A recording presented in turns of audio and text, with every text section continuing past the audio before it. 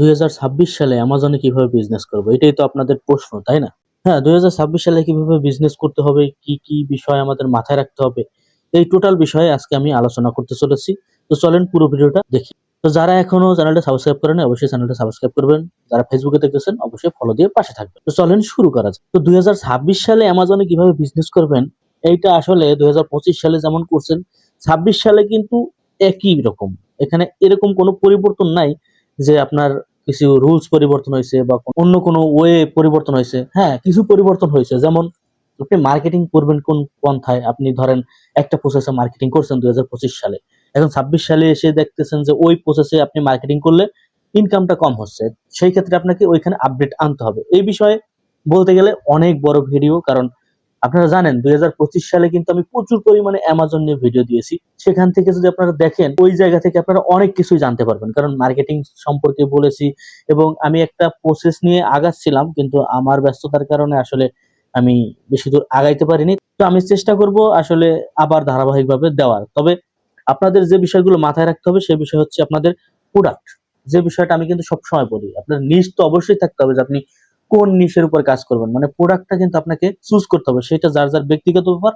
তবে মার্কেট সম্পর্কে যদি আপনার ভালো আইডিয়া থাকে তাহলে আপনি এখান থেকে কিন্তু ভালো পরিমাণে কিছু একটা করতে পারবেন। কারণ আমার অনেক পরিচিত আমার ভিডিও দেখে বা আমার কাছ থেকে খুঁটিনাটি কিছু টিপস নিয়ে কিন্তু অনেকেই কিন্তু ভালো অবস্থানে চলে গেছেন। তাদের জন্য অভিনন্দন এবং শুভেচ্ছা, কারণ তারা আস্তে আস্তে খুব ভালো পর্যায়ে আগাচ্ছে এবং তাদের কাছ থেকে আমি অনেক কিছু শিখতে পারছি। তারা আমার কাছে অনেক কিছু শেয়ার করছে যেগুলো আমি আসলে জানতাম না।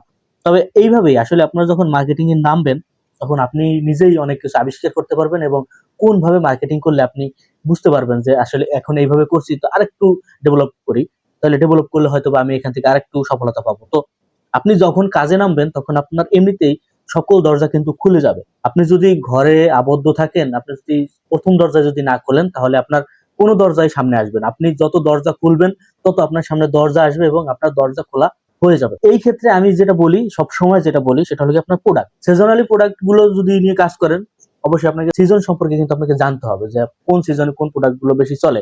তার ভিতরে সবচাইতে বেসিক যে প্রোডাক্ট গুলো, যেমন ইলেকট্রনিক্স, পোশাক জাতীয় যে পণ্যগুলো থাকে, মানুষ যেগুলো দৈনন্দিন ব্যবহার করে থাকে, এইসব প্রোডাক্টের ভিতরে কিন্তু অনেক সিজনালি প্রোডাক্ট থাকে। যেমন পোশাকের ক্ষেত্রে যদি শীতের দিকে আপনি ফলো করেন বেশ কিছু প্রোডাক্ট কিন্তু চলে, আবার গরমের দিনে এই সব প্রোডাক্ট গুলো চলে না।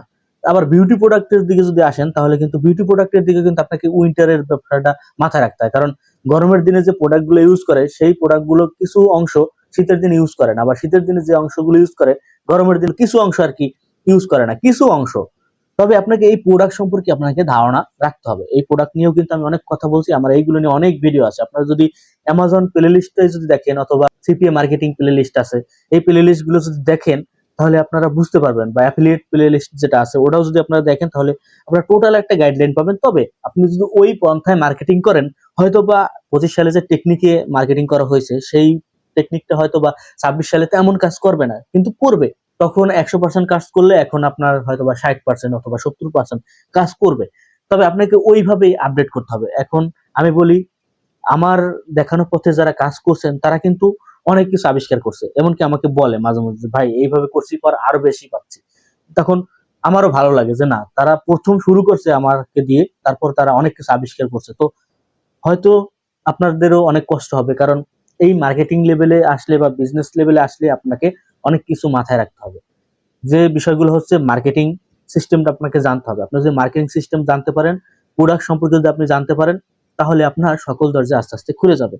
তো আজকের এই ভিডিওটা সামান্য, যে আমার কাছে অনেকেই মেসেজ করছিলেন যে ভাই 26 সালে কোনো কিছু করতে চাচ্ছেন কিনা। আমি 26 সালে বলবো এটাই যে আমার হাতে যদি সময় থাকে আমি পরবর্তী যে বিষয়গুলো দেখাই নাই অ্যামাজন নিয়ে সেগুলো নিয়ে আমি দেখাবো। পুরনো কোনো কিছু আর আনবো না, কারণ 25 সালে যা দেখাইছি 26 সালে আর দেখাতে চাচ্ছি না, কারণ ওইগুলো যদি আপনারা একটু ঘাটাঘাটি করেন তাহলে পারবেন। তার সাথে আপডেট যে বিষয়গুলো করতে হবে সেই আপডেট বিষয়গুলো আমি আসলে সামনে নিয়ে আসার চেষ্টা করব। সবাই দোয়া করবেন যাতে আমি আনতে পারি। তো এই বেশি কিছু বলবো না আজকে। প্রথমত 2026 সালে অ্যামাজন বিজনেস কিভাবে করবেন সেটার মূল বিষয়গুলো হচ্ছে আপনাকে প্রোডাক্ট সম্পর্কে ধারণা থাকতে হবে। কোন প্রোডাক্টটা মানুষ চয়েস করে বেশি এবং কোন প্রোডাক্টটা নিয়ে আপনার কাজ করতে হবে সেটা আপনি নিজেই যদি একটু রিসার্চ করেন বুঝতে পারেন। এবং রিসার্চ কিভাবে করতে হয় এই নিয়ে আমার ভিডিও আছে, যে আপনি কোন প্রোডাক্ট গুলো রিসার্চ করবেন, অডিয়েন্স কোন প্রোডাক্ট গুলো চায় বা কিভাবে করতে হয় এগুলো নিয়ে আমার ভিডিও আছে। আমি চেষ্টা করব প্লেলিস্ট ধরে আমার এই ভিডিও ডেসক্রিপশন বক্সে দেওয়ার, আপনারা দেখে নেবেন, তাহলে আপনারা বুঝতে পারবেন।